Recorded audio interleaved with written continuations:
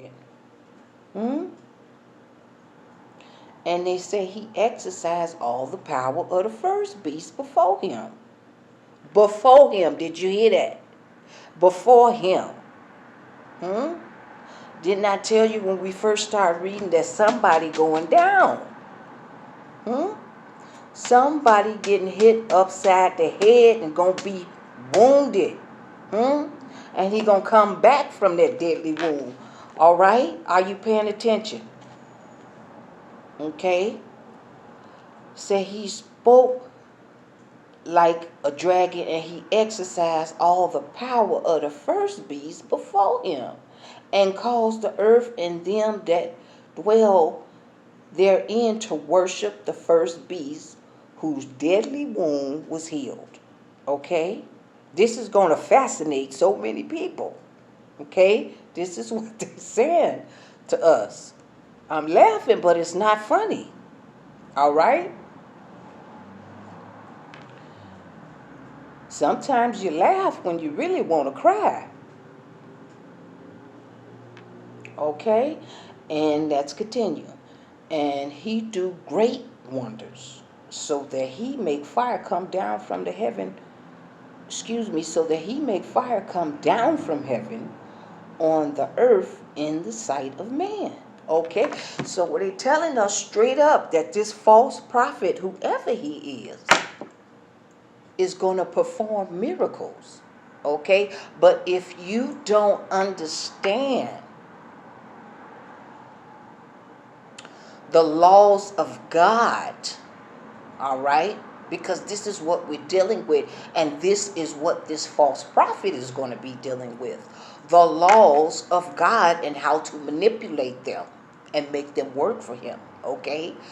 We shared with you, Allah shared with us in our last lecture, how the enemy takes things that Allah created and uses it as a weapon and manipulates us with it.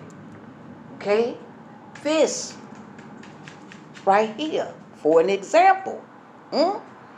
You have to understand these things. These are laws coming into play. Okay? See, you have to leave Spookville, where you believe in somebody going to come back and save you from 2,000 years ago. That is a distorted perception of time. We're sharing with you the reality of time, okay?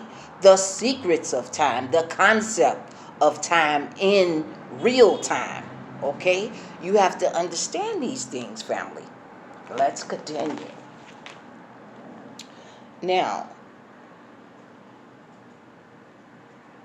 okay, so this false prophet is going to make fire come down from heaven, meaning he's going to manipulate the laws. Pay attention. And deceive them that dwell on the earth by the means of those miracles. So it's going to look like a miracle when he manipulates the laws of God. Do you understand? You must understand these things, okay? Let me continue. And deceive them that dwell on the earth by the means of those miracles which he had power to do in the sight of the beast. You see, he gonna do this in the sight of the beast, saying to them that dwell on the earth that they should make an image of the beast, which had the wound by a sword and did live. Okay? So basically, you dig? Somebody is gonna get cut with a sword of truth. See there? Because that is a weapon for Satan. Okay? Anytime you hit him with the truth, okay, either he's gonna disappear, run and hide, or just take that whooping, take that L. All right? Okay, so they saying that this false prophet is going to deceive a lot of people by the means of manipulating the laws of God, saying to those that dwell on the earth that they should make an image of the beast to worship like God. Okay? This is a war. Understand that. He shared with us our last teaching that the enemy won his spot. All right, I hope you understand what this means. All right. And he had power to give life unto the image of the beast. Meaning they going to blow this thing up, this image of this new beast. And he going to give it life to the image of the beast. And as I said, lots of people is going to be fascinated with the fact that the beast is going to be wounded. Okay? Hit upside the head. Hit with some truth. Okay? He going to go down for sure. But they telling us straight up, John is sharing with us these future events. That that this beast is coming back. Okay? In the name, in the person of another false prophet. Okay? Somebody that's not from God and not of God.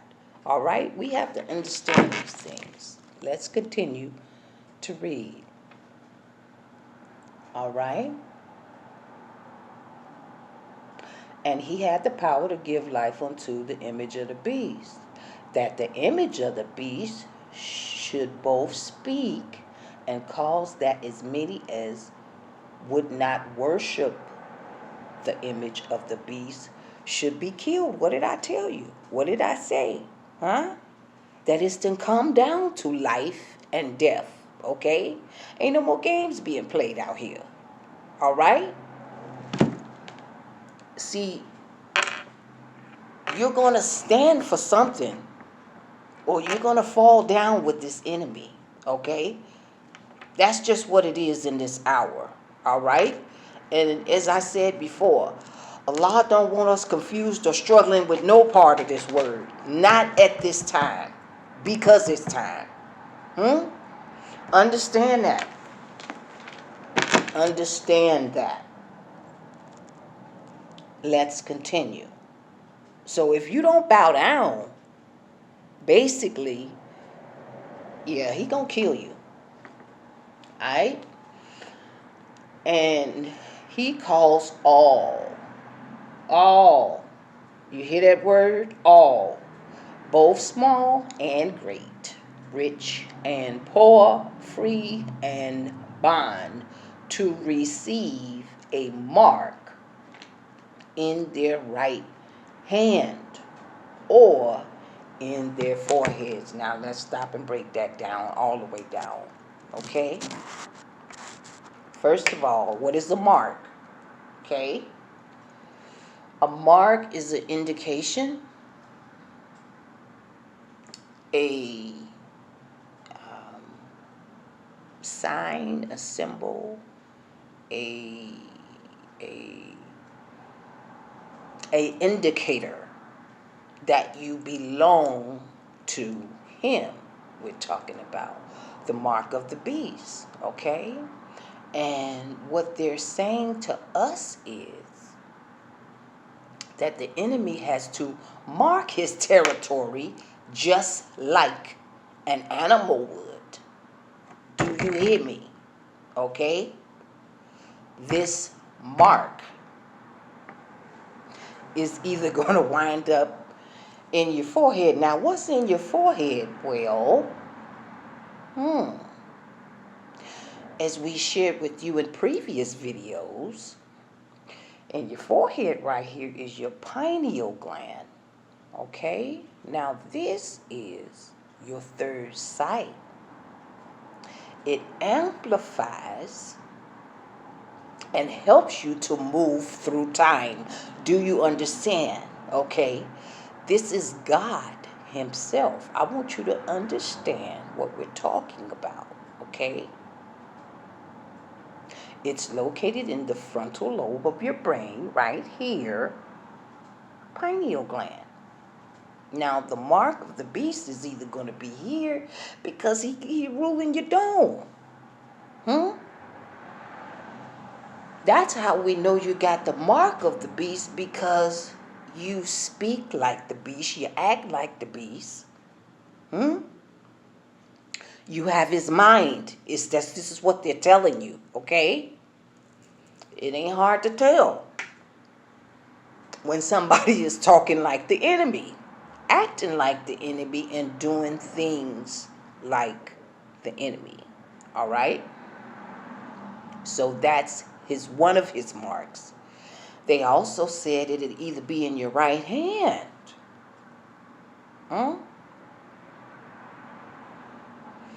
His mark. Right? All right. Now,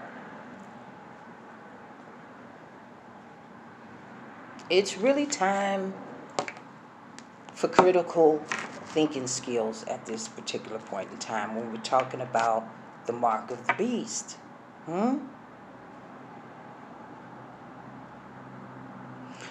And in what context are you going to have the mark? Well, we just shared one of them. All right? Now, as we know, we live in a digital world.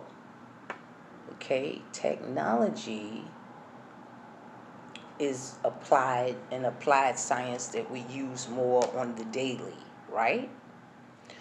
So they were saying to us that, no man can buy, sell, all, free, bond, rich, poor, would not be able to. Let's read it again. Okay, I don't want to mix the words up.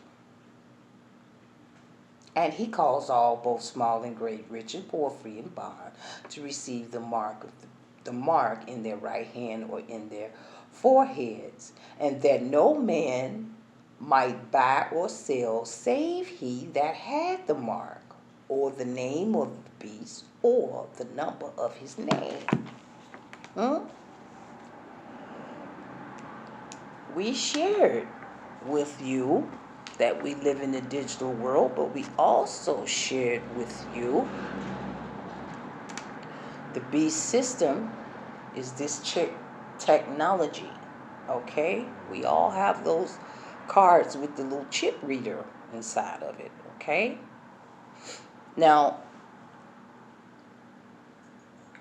they said the name of the beast or the number of his name. All right? This, what you must understand, this money right here, this is a weapon to the enemy. All right? He even put his number on this weapon. 666. You have D and C in Roman numerals. That's 500 and 100. That's 6. The L is 50. The X is 10. That's 6. You have the V and the I. That's 5, and that's 6. That's 666. Now, the devil prints this. Understand that. They print this weapon right here. That's his number. 666. All right? Let's continue. I want you to understand these things. Okay, so they basically saying you're not going to be able to do anything. In other words, you're not going to get past to do anything unless you bow down to this enemy, is what they're saying. Okay? And let's continue with the last portion. Here is wisdom. Let him that have understanding count the number of the beast, for it is the number of a man, and his number is 666. Right? We just shared that with you. All right? So you have to understand that it has come down to life and death in this hour. All right? With that chip technology, this is how the enemy is going to be able to use the money as a weapon. Okay? So if you know that, he's going to use the money as a weapon, then at some point, you better have a fail-safe if you're a child of God. Okay? Because those are the only persons here that will make war with the beast. All right? Understand that. All right? So the scripture is telling us the beast will mark everyone. And how will he do that? Remember, I said you have to apply critical thinking skills right now in this hour. Think carefully. Remember, the enemy operates off deception, okay? So, if he is to mark someone, do you think he's going to be so obvious in how he does it? No. Okay? He's not going to be that. Why? Because he's deceptive. Remember, the serpent is the most subtle of all the creatures. Meaning, he can basically hide in plain sight. He's not going to make it to where you can easily detect what he's doing, okay? It's going to take wisdom to deal with this beast, you understand, okay? Meaning,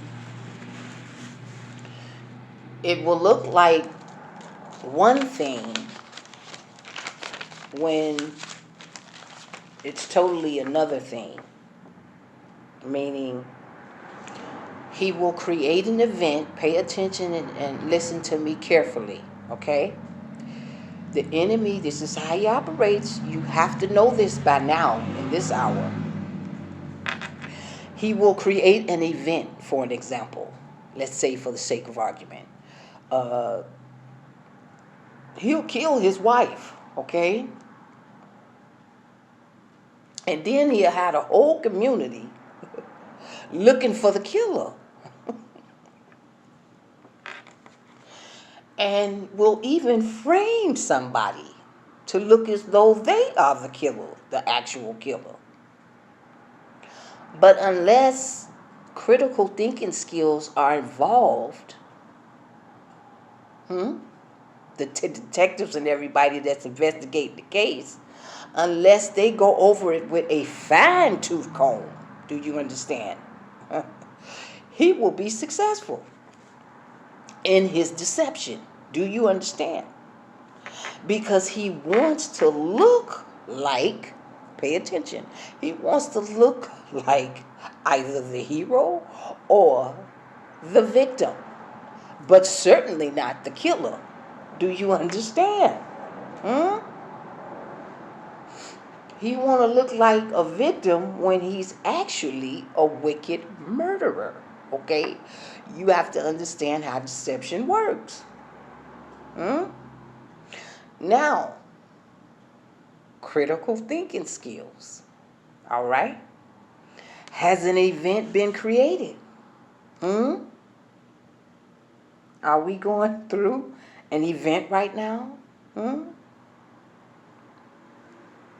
Is he adamant? Talking about the enemy now. The synagogue of Satan. Pay attention. Is he adamant about saving you and everyone from this event? He worried all of a sudden. He worried about our safety. Pay attention. And I want you to think critically. Critical thinking skills. Okay? The enemy want to make sure that you're safe out here. Right? Now, at this particular point in time, is he making it the law that he marks everyone? Think about it. Is it the law at this particular point in time in 2021 to get the mark?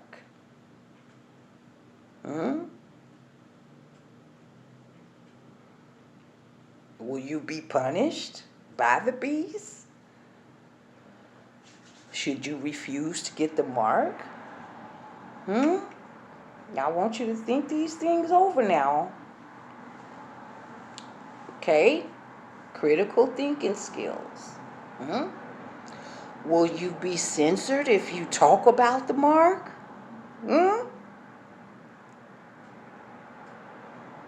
Will you be censored if you speak against the mark of the beast?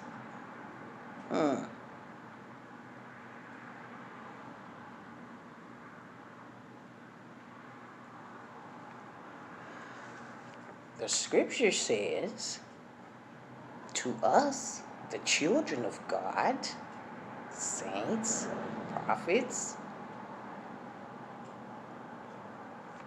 to be wise as a serpent, meaning use some intelligence, because this enemy is wise. Understand that. But also to be gentle as a dove. What does that mean? That means that you have to move in a way that's not going to be so obvious and detrimental in his world, so to speak. When speaking about the mark of the beast. Now, at this point in time, Allah just shared with us, we should know and not be confused or struggling to understand what the mark of the beast is at this particular point in time. Okay?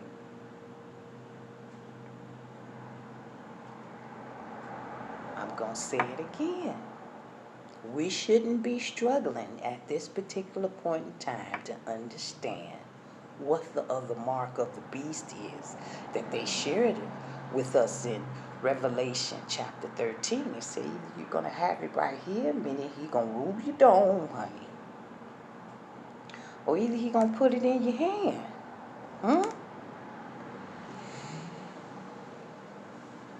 All right, now I'm going to speak a mathematical expression. This is the language of the universe, okay? So you have to decode this language, all right? 20, 8, 5. 19, 8, 15, 20. 9, 19. The mark of the beast. Take it or leave it alone. Okay?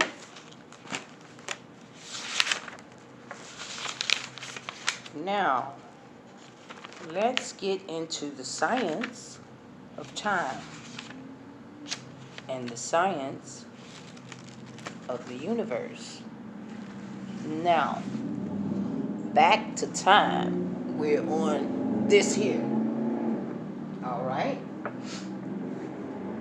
The Honorable Elijah Muhammad taught us that Allah created himself out of triple stage darkness, meaning the materials out there in the universe. Okay? Now, according to the scientists of this world, 95% of the universe is dark matter and dark energy. Okay? So, the Honorable Elijah Muhammad taught us that Allah had to go through 3 stages of darkness to bring forth light. To bring forth light. But all during this process,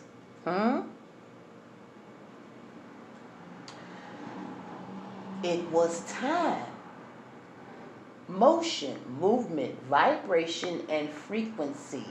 Understand that, okay? There was nobody there, of course, at that time to calculate and record the time. But this is how it went down in the beginning. All right? All right? Now we share with you the dimensions of time, how it's past, it's present, and it's future. Okay? Now, we're talking about laws, and we're talking about the laws of God. Now, I shared with you earlier that there is a false prophet on the way. Okay? And he's intelligent enough. He's been given, as they said, the dragon seat, his power, and his authority. That means they shared intelligence and wisdom with him, how to manipulate the laws of God to serve his purpose. Do you understand? Now let's get basic, okay? This is basic, okay? What we need to understand is that Islam is mathematics, and mathematics is Islam, and it can be proven at any point in time when you know how to apply them both. Okay? Now, let's start with the number 4. Okay? We've been taught in Islam that 4 is the number of foundation. Well, let's see if that's true. It is true. Okay? In our universe around us, we have 4 forces. Okay? Now, this is science, and what you need to understand is that all 4 of these forces are a part of the laws of God, and that they can be manipulated by the enemy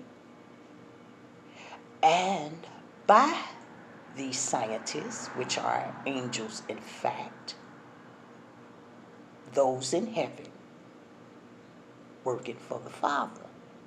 Do you understand? Let's start with the basic one, most basic one, okay, which is gravity. All right, now, gravity is a force, okay? This is the attraction between 2 objects that have mass or energy. All right? We're introduced to gravity pretty much when we're toddlers, okay? An example of this is when you see the baby, and the baby crawls, and then he gets on something and he pulls up, right? Stand upright against gravity, okay? But when the baby wobbles and falls, there's gravity again. That's a force. So this is the foundation, okay, and some of the keys to our universe, all right?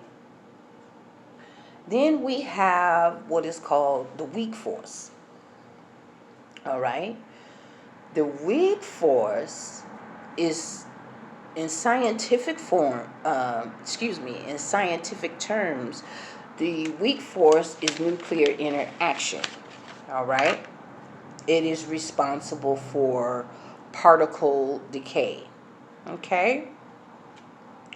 Beta radioactivity is the best known manifestation of the weak force. The weak force can transform a neutron into a proton or vice versa, thus changing the composition of a nucleus. An example of weak force is the changing of the four seasons. How they change, but particularly, okay, a leaf, for an example. All right? It is green in the summertime, is that right? And in the spring, all right? But it changes its color and composition to red, yellow, orange in the fall. You understand? And in the fall, it turns brown, and also it begins falling off the tree by winter. Okay? These are forces interacting, causing these things to happen. Even the texture of the leaf is different. It's crunchy and decayed. Do you understand? This is a force that takes place, okay? This is laws and science that Allah created, all right? And this is a force, this is an unseen force that is causing this to happen, all right? Now that's the weak force. We went over gravity, which was the first one, all right? Now, the strong force is another one, all right? And the strong force